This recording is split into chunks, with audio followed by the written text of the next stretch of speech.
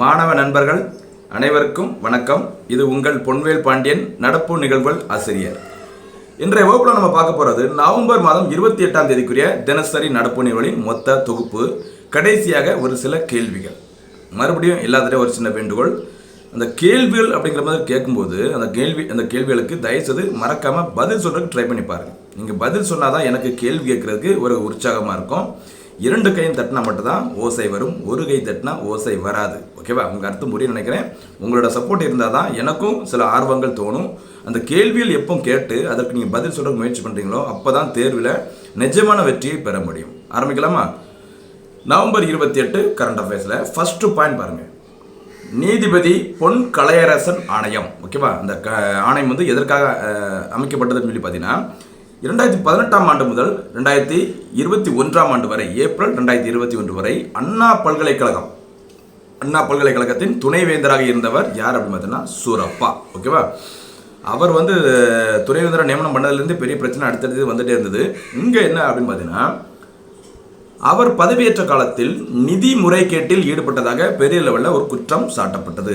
அந்த நிதி முறைகேடு தொடர்பாக விசாரணை நடத்துவதற்காக தான் ஒரு கமிட்டி போட்டுக்கிறாங்க. யாரு? தமிழக அரசு. யாருடைய தலைமையில் அப்படின்னு சொல்லி பார்த்தீங்கன்னா, உயர்நீதிமன்றத்தின் ஓய்வு பெற்ற நீதிபதி பொன் கலையரசன் தலைமையில் இந்த கமிட்டி போடப்பட்டுள்ளது. சரியா? தற்போது அண்ணா பல்கலைக்கழகத்தின் துணைவேந்தராக இருப்பவர், இதுக்கு முன்னாடி சூரப்பா, தற்போது யார் அப்படின்னு பார்த்தீங்கன்னா வேல்ராஜ். அடுத்து செகண்ட் பாயிண்ட் பாருங்க. கங்கை நதி புனரமைப்பு திட்டம் பிரிட்டனில் 4 குழுக்கள் தொடக்கம். சரியா? நமாமி கங்கை அப்படிங்கிறது மத்திய அரசு கொண்டு வந்த கங்கையை தூய்மைப்படுத்துவதற்கான ஒரு திட்டம். இங்க நம்ம பார்த்துட்டு இருக்கிறது பார்த்தீங்கன்னா பாருங்க, கங்கை நதி புனரமைப்பு திட்டத்தின் ஒரு பகுதியாக தேசிய கங்கை நதி தூய்மை அமைப்பும் பிரிட்டனில் உள்ள, இங்கிலாந்தில் உள்ள இந்திய தூதரகமும் இணைந்து அந்த நாட்டில் 4 குழுக்களை தொடங்கியுள்ளன. அதாவது பார்த்தீங்கன்னா இந்தியர்கள் மட்டும் இல்லை, பிரிட்டனில் இருக்கிற இந்திய வம்சாவளியை சேர்ந்தவர்களும் இந்த கங்கை நதி புனரமைப்பு திட்டத்தில் இருக்கணும் அப்படிங்கிறதுக்காக ஒரு 4 குழுக்கள் அமைக்கப்பட்டுள்ளது. எங்க? இங்கிலாந்து நாட்டில். தற்போது பிரிட்டனிற்கான இந்திய தூதராக இருப்பவர் யார் அப்படின்னு பார்த்தீங்கன்னா காயத்ரி இசார் குமார் பிரிட்டனிற்கான இந்திய தூதர்.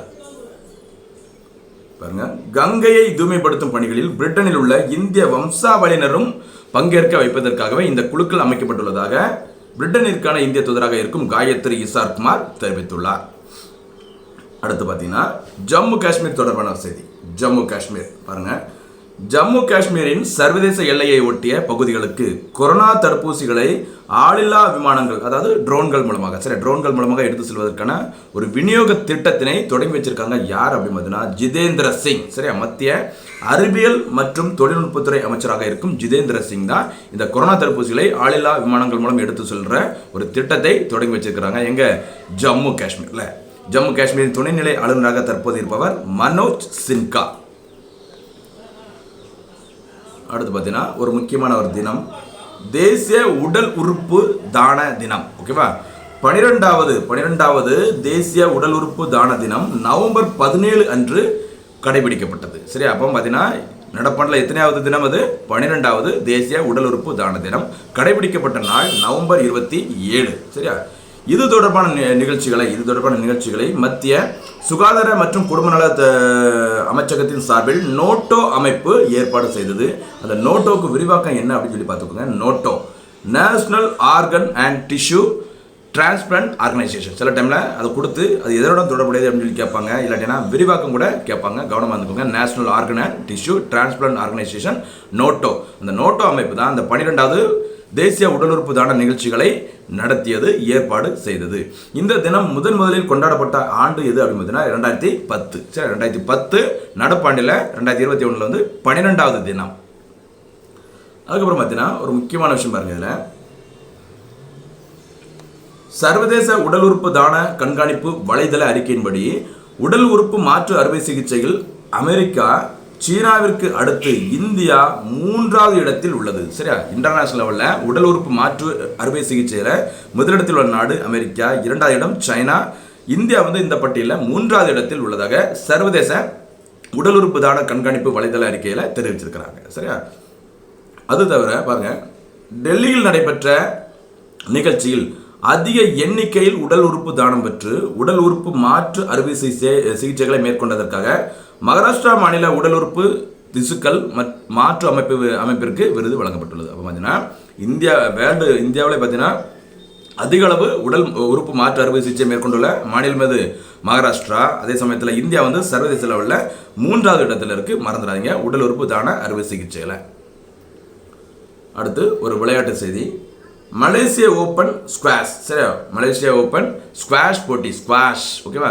சௌரவ் கோஷல் சாம்பியன் பட்டத்தை வென்றார். சௌரவ் சௌத்ரி அப்படின்னு ஒருத்தர் இருப்பார். அவருக்கு பார்த்தீங்கன்னா துப்பாக்கி சுடுதல் வீரர், ஓகேவா? சௌரவ் சௌத்ரி. சௌரவ் கங்குலி யார் அப்படின்னு பார்த்தீங்கன்னா தற்போது இந்திய கிரிக்கெட் கட்டுப்பாட்டு வாரியத்தின் தலைவராக இருக்கிறாங்க, ஓகேவா? சௌரவ் கங்குலி. இங்கே நம்ம பார்த்துட்டு இருக்கிறது சௌரவ் கோஷல், ஓகேவா?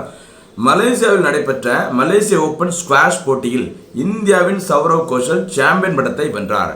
இந்த போட்டியில், இந்த மலேசிய ஓப்பன் ஸ்குவாஷ் போட்டியில் சாம்பியன் பட்டத்தை வென்ற முதல் இந்தியர் யார் அப்படின்னு பார்த்தீங்கன்னா இந்த சௌரவ் கோஷல் ஆவார். சில டபுள் கேட்பாங்க, பேரை கொடுத்துட்டு இவர் எந்த விளையாட்டோடு தொடர்புடையவர் அப்படிங்கிற கேட்க வாய்ப்பு இருக்குது. கவனமாக இருந்துக்கோங்க. இல்லாட்டா சமீபத்தில் எதில் வின் பண்ணாங்க, எந்த டோர்னமெண்ட்டில் வின் பண்ணாங்க அப்படின்னு சொல்லி கேட்பாங்க. மலேசிய ஓப்பன் ஸ்குவாஷ். அடுத்து தங்கப்பத்திர விற்பனை திட்டம், சரியா? தங்கப்பத்திர விற்பனை திட்டம் கடந்த நவம்பர் 2015 மத்திய அரசு இந்த திட்டத்தை தொடங்கியது, ஓகேவா? இதை பார்த்தீங்கன்னா இந்த திட்டத்தின் கீழ் தனிநபர் ஒருவர் குறைந்தபட்சம் 1 கிராம் முதல் அதிகபட்சம் 4 கிலோ வரையிலான தங்கப்பத்திரங்களில் முதலீடு செய்ய முடியும், சரியா? அஞ்சலகங்கள், சில குறிப்பிட்ட வங்கிகளில் இந்த தங்கப்பத்திரங்களை வாங்க முடியும். அதில் தனிநபர் பார்த்தீங்கன்னா ஒருத்தங்க குறைஞ்சபட்சம் 1 கிராம் முதல் அதிகபட்சம் 4 கிலோ வரையிலான தங்கப்பத்திரங்களில் முதலீடு செய்ய முடியும் அப்படிங்கிற மாதிரி சொல்லியிருக்கிறாங்க, சரியா? ஒவ்வொரு மாதத்துலையும் பார்த்தீங்கன்னா அந்த தங்கப்பத்திர விற்பனை திட்டத்தை ஸ்டார்ட் பண்ணுவாங்க. அதில் 1 கிராமுக்கு நாங்கள் இவ்வளோ ரூபாய் மதிப்பு அப்படிங்கிற மாதிரி இந்திய ரிசர்வ் வங்கி அறிவிப்பாங்க, ஓகேவா? இந்த திட்டம் ஆரம்பிக்கப்பட்ட ஆண்டு 2015, மறந்துடாதீங்க.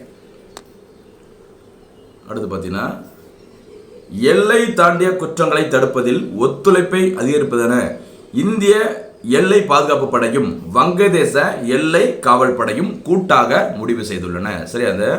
இந்த BSF அப்படிங்கிற பார்டர் செக்யூரிட்டி ஃபோர்ஸ் உருவாக்கப்பட்ட ஆண்டு 1965, ஓகேவா? 1965 BSF உருவாக்கப்பட்டது, இந்தியா சீனா போருக்கு பிறகு, ஓகேவா? அதே மாதிரி வங்கதேச எல்லை காவல் படை BGP அப்படின்னு சொல்லுவாங்க. அந்த BSFும் BGPயும் இணைந்து கூட்டாக ஒரு முடிவு எடுத்திருக்கிறாங்க. என்ன அப்படின்னு பார்த்தீங்கன்னா எல்லை தாண்டிய குற்றங்களை தடுப்பதில் ஒத்துழைப்பை அதிகரிக்கணும் அப்படிங்கிற மாதிரி சொல்லியிருக்கிறாங்க, சரியா? இது தொடர்பாக இரு நாட்டு படைகளின் IGக்கள் கூட்டத்தில் முடிவு எடுக்கப்பட்டது. அடுத்து பார்த்தீங்கன்னா ஒரு விருது அமைச்சர் மா சுப்பிரமணியன் அவர்களுக்கு வாழ்நாள் சாதனையாளர் விருது, ஓகேவா? பாருங்க, உலக தமிழ் நிறுவனம் சார்பில், சரியா? உலக தமிழ் நிறுவனம் சார்பில் லண்டன் 4வது சர்வதேச மருத்துவ சிறப்பு விருதுகள் பிரிட்டன் நாடாளுமன்ற வளாகத்தில் உள்ள ஹவுஸ் ஆஃப் காமன்ஸ் அரங்கில் நவம்பர் 26 அன்று வழங்கப்பட்டது, சரியா? பார்த்தீங்கன்னா அப்போ எந்த நாட்டில் வழங்கியிருக்கிறாங்க? பிரிட்டனில், சரியா? அது வழங்கப்பட்ட இடம் எது அப்படின்னு பார்த்தீங்கன்னா பிரிட்டன் நாடாளுமன்ற வளாகத்தில் உள்ள ஹவுஸ் ஆஃப் காமன்ஸ் அப்படிங்கிற இடத்துல, சரியா? என்ன விருது அப்படின்னு பார்த்தீங்கன்னா 4வது சர்வதேச மருத்துவ சிறப்பு விருதுகள். அதில் ஒரு விருதா யாரு கொடுத்துருக்காங்க அப்படின்னு பார்த்தீங்கன்னா இப்போ தமிழ்நாட்டில் பார்த்தீங்கன்னா பாருங்க, அப்போது மருத்துவத்துறையில் சிறப்பாக செயல்பட்டதற்காக, அதாவது பார்த்தீங்கன்னா அந்த கொரோனா காலத்தில் சிறப்பாக பணிபுரிந்ததற்காக தமிழக மக்கள் நல்வாழ்வுத்துறை அமைச்சர், அதாவது சுகாதாரத்துறை அமைச்சர் மா சுப்பிரமணியனுக்கு வாழ்நாள் சாதனையாளர் விருது வழங்கப்பட்டுள்ளது. எந்த நாட்டில்? இங்கிலாந்தில் வழங்கப்பட்ட நபர் மா சுப்பிரமணியன். அவங்க பார்த்தீங்கன்னா தமிழக மக்கள் நல்வாழ்வுத்துறை அமைச்சராக இருக்கிறாங்க, ஓகேவா? அடுத்து பார்த்தீங்கன்னா பாருங்க, சுயசார்பு பாரதம் துடிப்பான வலிமையான இந்தியா, ஓகேவா? பாருங்க என்ன அப்படிங்கிறது பாருங்க. அது ஆத்ம நிர்பார் பாரத் திட்டத்தால் இந்தியாவில் ஏற்பட்டுள்ள பொருளாதார முன்னேற்றங்கள் குறித்து சுயசார்பு பாரதம் துடிப்பான வலிமையான இந்தியா என்ற நூலினை விவேகானந்தா அகில உலக மையம் வெளியிட்டுள்ளது. பார்த்தீங்கன்னா இது ஒரு புத்தகம், சரியா? சுயசார்பு பாரதம் துடிப்பான வலிமையான இந்தியா அப்படிங்கிறது ஒரு புத்தகம். அதை வெளியிட்டது விவேகானந்தா அகில உலக மையம், சரியா? இந்த மையத்தின் தலைவராக இருப்பவர் யார் அப்படின்னு பார்த்தீங்கன்னா எஸ் குருமூர்த்தி, சரியா? இந்த குருமூர்த்தி அந்த புத்தகத்தின் ஒரு பதிப்பை யார்கிட்ட கொடுத்தாங்க அப்படின்னு பார்த்தீங்கன்னா பிரதமர் மோடியிடம், ஓகேவா? ஆத்ம நிர்பார் பாரத் திட்டத்தை, அதாவது சுயசார்பு பாரதம், சரி, கடந்த மே 12, 2020 அன்று பிரதமர் மோடி அறிவித்தார். சரி, அந்த கொரோனா காலத்தில் இந்தியாவில் அதாவது பார்த்தீங்கன்னா எல்லா பொருட்களும் இந்தியாவிலே தயாரிச்சிருக்கணும் அப்படிங்கிறதுக்காக சுயசார்பு பாரத் திட்டம் அல்லது ஆத்ம நிர்பார் பாரத் திட்டத்தை பிரதமர் மோடி அறிவித்த நாள் மே 12, 2020.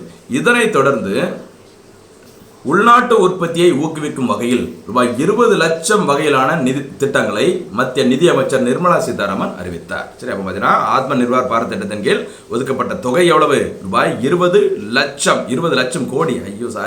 20 லட்சம் கோடி. ஓகேவா? அந்த கோடிங்கிற வார்த்தை எழுதாம இருக்கிறேன், மறக்காம நோட் பண்ணிக்கோங்க. 20 லட்சம் கோடி மதிப்பிலான திட்டத்தை அறிவித்திருக்கிறாங்க. திட்டத்தின் பெயர் ஆத்ம நிர்பார் பாரத் திட்டம். அந்த திட்டத்தை பிரதமர் மோடி அறிவித்த நாள் மே 12, 2020. ஓகேவா? அடுத்து பார்த்தீங்கன்னா ஒரு புத்தகம், தி நட்மக்ஸ் கர்ஸ். சரி, தி நட்மக்ஸ் கர்ஸ் அப்படிங்கிறது ஒரு புத்தகம். இந்த புத்தகத்தை எழுதுனது யார் அப்படின்னு பார்த்தீங்கன்னா அமிதாவ் கோஷ். சரி, அவர் ஒரு புகழ்பெற்ற ஒரு எழுத்தாளர் அமிதாவ் கோஷ். அவர் எழுதிய புத்தகம் தான் தி நட்மக்ஸ் கர்ஸ் என்பதாகும். இந்த நூலில் மக்கள் மேல் ஏவப்படும் வன்முறை என்பது சூழல் மேல் ஏவப்படும் வன்முறை. சரி, அந்த சுற்றுப்புற சூழ்நிலை மேலே ஏவக்கூடிய ஒரு வன்முறை அப்படிங்கிற மாதிரி சொல்லியிருக்கிறாங்க. சரி, மக்கள் மேல் ஏவப்படும் வன்முறை என்பது இந்த சுற்றுச்சூழல் மேல் ஏவப்படும் ஒரு வன்முறை அப்படிங்கிற மாதிரி இந்த புத்தகத்தில் தெளிவாக சொல்லியிருக்கிறாரு அமிதாவ் கோஷ். அந்த புத்தகத்தின் பெயர் தி நட்மக்ஸ் கர்ஸ் என்பதாகும். அடுத்து பார்த்தீங்கன்னா ஒரு ரயில், ஒரு எக்ஸ்பிரஸ் ரயில், ராம்பாத். சரி, ராம்பாத் யாத்ரா எக்ஸ்பிரஸ். பாருங்க, அதாவது ராமருடன் தொடர்புடைய இடங்களுக்கு செல்ற ஒரு எக்ஸ்பிரஸ் ட்ரெயினுக்கு தான் என்ன பேர் வச்சிருக்கிறாங்க? ராம்பாத் யாத்ரா எக்ஸ்பிரஸ். மகாராஷ்டிரா மாநிலம் புனே நகரிலிருந்து ராமர் கோவில் கட்டப்பட்டு வரும் அயோத்தி வரை செல்லும் ராம்பாத் யாத்திரை எக்ஸ்பிரஸ் ரயில் சேவையை இந்திய ரயில்வே உணவு மற்றும் சுற்றுலா கழகம், அதாவது ஐஆர்டிசி, சரி ஐஆர்சிடிசி அப்படின்னு சொல்லுவாங்க. அந்த ஐஆர்சிடிசி தான் இந்த ரயிலை வந்து ஸ்டார்ட் பண்ணியிருக்கிறாங்க. இந்த ரயிலுக்கு வைக்கப்பட்ட பெயர் ராம்பாத் எக்ஸ்பிரஸ். சரி, ராம்பாத் யாத்ரா எக்ஸ்பிரஸ். அது எங்கேருந்து எங்கே இயக்கப்படுகிறது அப்படின்னு பார்த்தீங்கன்னா புனேலேருந்து அயோத்தி வரை. சரி, அயோத்தியில் ராமர் கோயில் கட்டப்பட்டு வருது இல்லையா, அந்த ஏரியா வரைக்கும் இந்த ரயில் வந்து இயக்கப்படும் அப்படின்னு சொல்லியிருக்கிறாங்க. மறந்துடாதீங்க, ராம்பாத் யாத்ரா எக்ஸ்பிரஸ். அதை இயக்குவது ஐஆர்சிடிசி.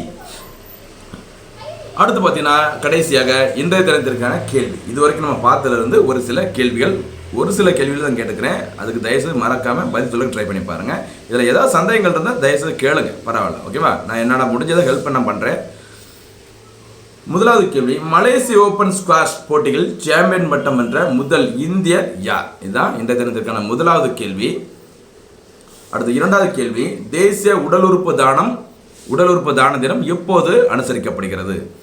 மூன்றாவது கேள்வி, தங்கப்பத்திர விற்பனை திட்டம் துவங்கப்பட்ட ஆண்டு எது? அடுத்து கடைசி நான்காவது கேள்வி, நீதிபதி பொன் கலையரசன் குழு எதனுடன் தொடர்புடையது? இதுதான் ஒரு சிம்பிளான ஒரு 4 கேள்விகள். இதற்குரிய பதில்கள் எல்லாமே மேலே இருக்க நோட்டில் இருக்கு. வீடியோ ஃபுல்லாக பார்த்துட்டு கேள்விகளுக்கு பதில் சொல்லுங்கள். தேர்வில் வெற்றி பெறுங்கள். மறுபடியும் சந்திக்கலாம். நன்றி, வணக்கம்.